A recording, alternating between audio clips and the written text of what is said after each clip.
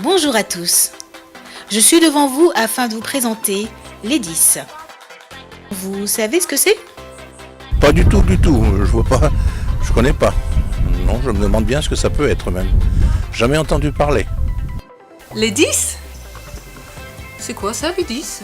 Les 6 ? Comme les 6, comme le chiffre, like number 10 ? Les 10, disqualifiés, par exemple. Discontinu.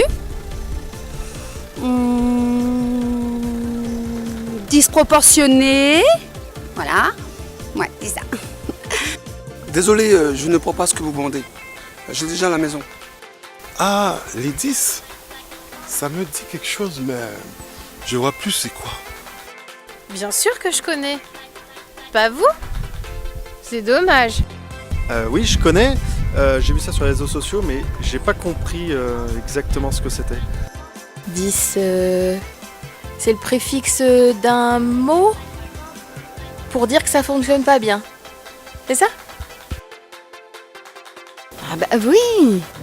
Vous savez, ça touche plus de monde que l'on pense.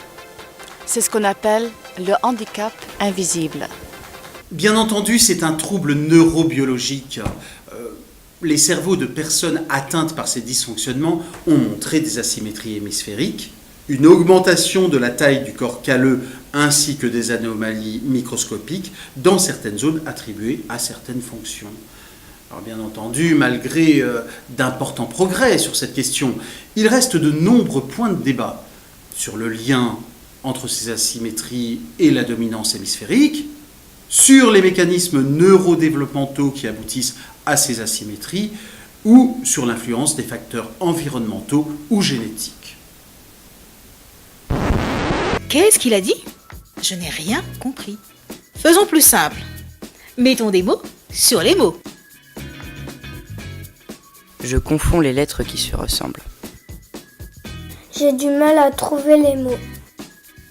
J'ai du mal à écrire et j'ai peur du résultat. C'est compliqué de commencer une tâche et de rester concentré dessus. Je suis impulsif, je ne tiens pas en place. C'est difficile d'organiser des chiffres dans ma tête.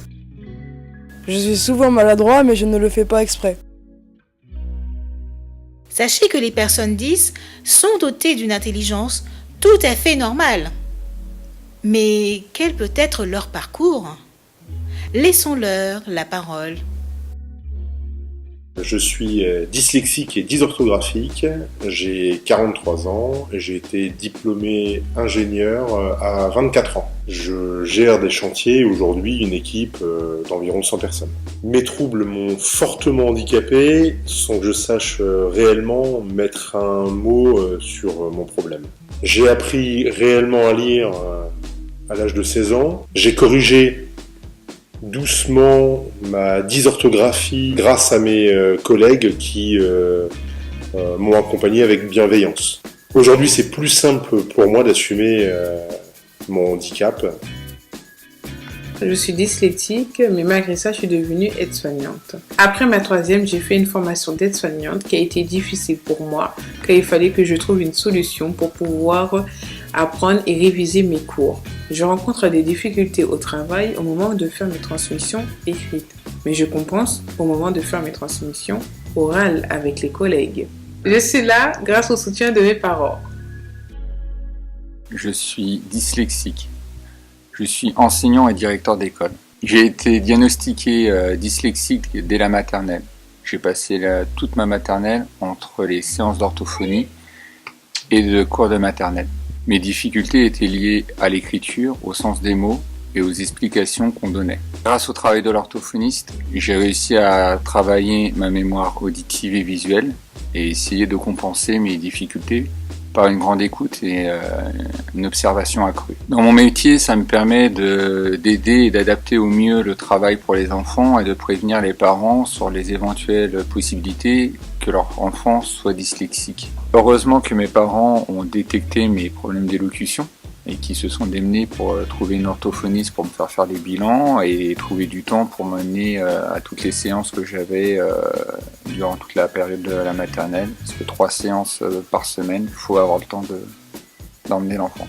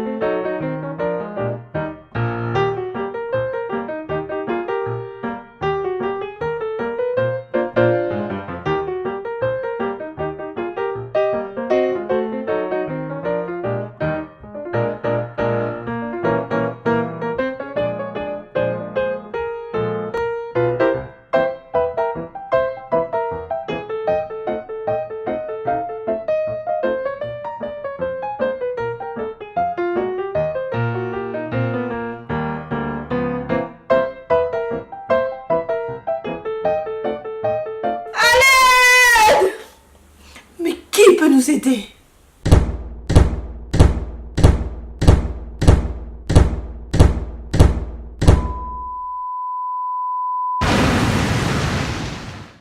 Il y a de nombreux professionnels qui existent, mais également des associations pour vous aider, vous guider et vous accompagner. Par exemple, l'association Entraide, qui soutient et accompagne les parents d'enfants 10. Nous sommes là pour avancer la main dans la main.